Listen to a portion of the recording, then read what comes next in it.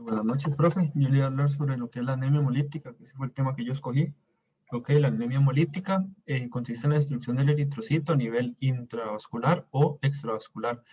Las anemias hemolíticas intravasculares pueden ser por anticuerpos propios del individuo contra un antígeno halógeno o en una forma rara, un anticuerpo, un autoanticuerpo. Las anemias hemolíticas extravasculares son por defecto de membrana del eritrocito, por alteraciones de la cadena de hemoglobina, por defectos enzimáticos y también por procesos autoinmunitarios. Ok, ahora voy a hablar un poco sobre los tipos de anemias. Esos son anemia hemolítica autoinmunitaria, anemia hemolítica por deficiencia de piruvato quinasa de los glóbulos rojos, y también otro tipo sería la anemia hemolítica por deficiencia de G6PD y estrés oxidativo. Ok, lo que es la anemia hemolítica autoinmunitaria. La anemia hemolítica autoinmunitaria es un trastorno poco común causado por autoanticuerpos dirigidos contra los hematíes propios. Tiene incidencia de 1 a 3 por 100.000 habitantes.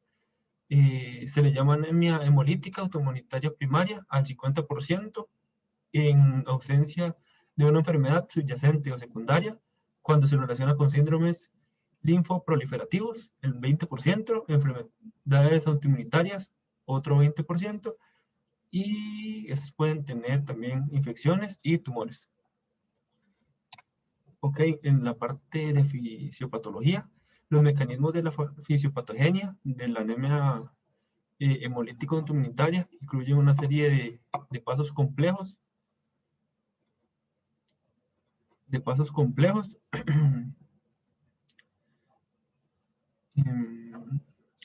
que implican múltiples interacciones inmunológicas. La anemia hemolítica autoinmunitaria se define como el momento de la destrucción de los hematíes en la presencia de autoanticuerpos. Estos autoanticuerpos son producidos por los linfocitos B, autoreactivos circulantes, en sincronía con los linfocitos T cooperadores. El sistema de complementos está implicado igualmente en la patogénesis de la anemia hemolítica autoinmunitaria, que puede inducir lisis osmótica eritrocitaria directa por medio de la activación del complejo de ataque de la membrana. Los autoanticuerpos son capaces de destruir los hematíes por un mecanismo de citotoxicidad mediado por células dependiente de anticuerpos, mediado por linfocitos T, CD8 citotóxicos y linfocitos NK, al igual que los macrófagos activados portadores de receptores FC, que reconocen y fagocitan los eritrocitos opsonizados por anticuerpos y complemento. La lisis directa por complemento ocurre principalmente en el hígado y en la circulación, mientras la fagocitosis y la destrucción de hematíes mediadas por los linfocitos T, CD8+, tienen lugar en el vaso y en órganos linfoides. Ok, vamos a hablar acerca de lo que es la anemia hemolítica por deficiencia de piruvato quinasa de los glóbulos rojos. La anemia hemolítica debido al déficit de piruvato quinasa de los glóbulos rojos es un trastorno metabólico caracterizado por una anemia hemolítica no esferocítica de grado variable. El déficit de PK es la causa más frecuente de las anemias hemolíticas congénitas no esferocíticas, con una prevalencia estimada de 1 en 20.000. En la población general blanca, esto se da en la población general blanca. Clínicamente, los pacientes con un déficit de PK están afectados de una hemólisis crónica de grado altamente variable, desde una grave ictericia neonatal y una anemia fatal al nacimiento, una hemólisis crónica grave dependiente de transfusión y una hemólisis moderada con exacerbación durante la infección, hasta una hemólisis compensada completa sin anemia aparente. Otros hallazgos comunes son la esplenomegalia, un ictus crónico o cálculos biliares. El déficit de PK en los glóbulos rojos es una enfermedad autosómica recesiva causada por mutaciones en el gen PKLR, Hasta la fecha se han descrito más de 190 mutaciones del gen PKLR. La PK es una enzima reguladora clave de la glucólisis y su déficit provoca dos importantes anomalías metabólicas: depleción del ATP y el aumento de la concentración de 2,3 difosfoglicerato. Aparte de esto, todavía se desconocen todavía los mecanismos precisos que causan una hemólisis extravascular, aunque se ha demostrado que el secuestro selectivo de glóbulos rojos jóvenes con el déficit de PK, reticulocitos en particular, por parte del vaso, es un factor importante. Ok, dice que el aumento de los niveles de 2,3 DGP favorece la anemia, disminuyendo la afinidad de la hemoglobina por el oxígeno. El diagnóstico debe basarse en los signos clínicos y en los análisis de laboratorio. Grado variable, anemia, reticulocitosis, aumento de la bilirrubina no conjugada, niveles inferiores de aptoglobina, la morfología de los eritrocitos es normal, el déficit de PK se diagnostica midiendo la actividad enzimática de la PK.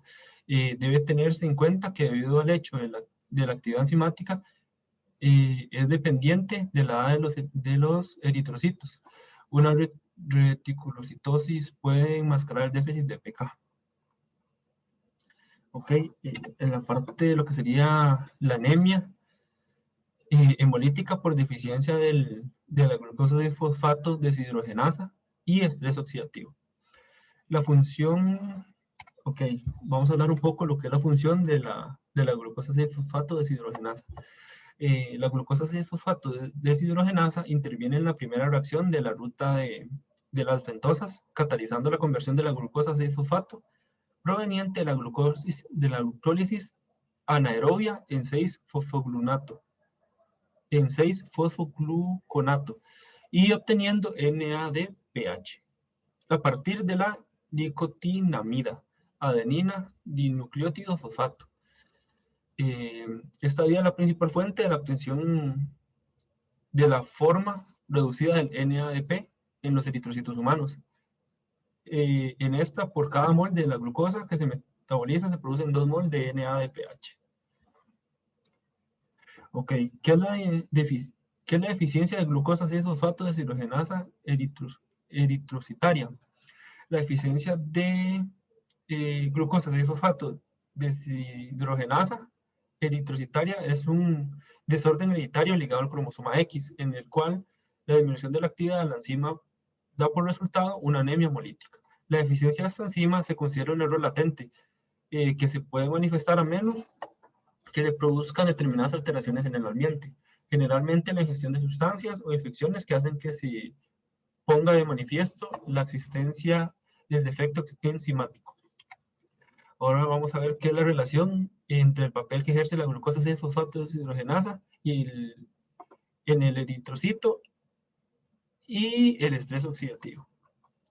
Ok, dice que en condiciones en las que se acelera la oxidación del NADPH, la derivación de la glucosa a través de la ruta de pentosas puede aumentar cuando menos 10 veces. La coenzima NADPH es la donante de electrones fundamental por un número importante de reacciones enzimáticas. Algunas de las reacciones, como por ejemplo la catalizada por la enzima glutatión reductasa, es esencial en la protección de la célula contra el estrés oxidativo. Las reacciones más importantes que se relacionan con la oxidación del NADPH son las que se relacionan con el glutatión.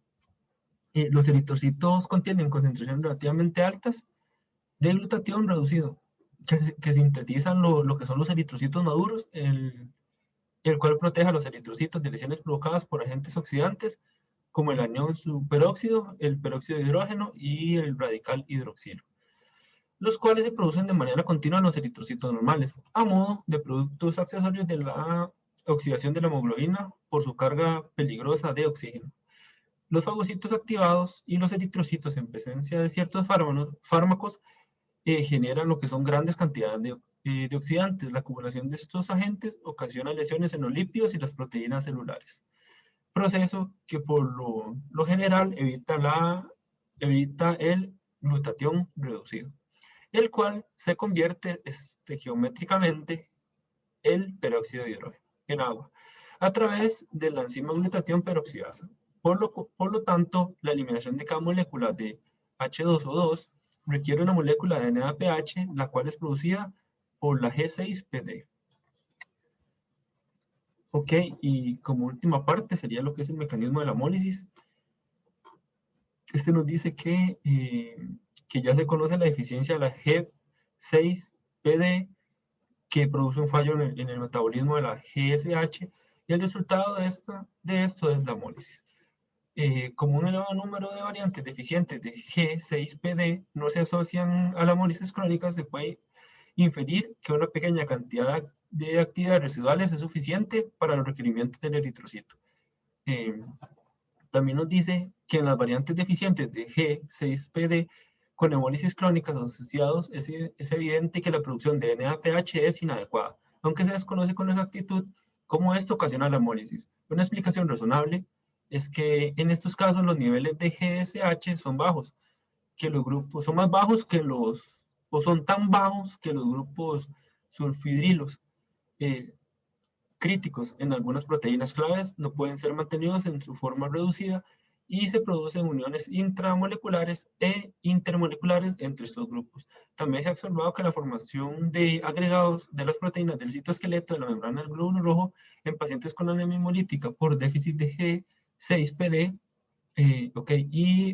estos agregados disminuyen la deformabilidad de la célula y pueden alterar la superficie celular, haciéndolas reconocibles por los macrófagos como anormales y dando lugar a la producción de la hemólisis extravascular. Muchas gracias.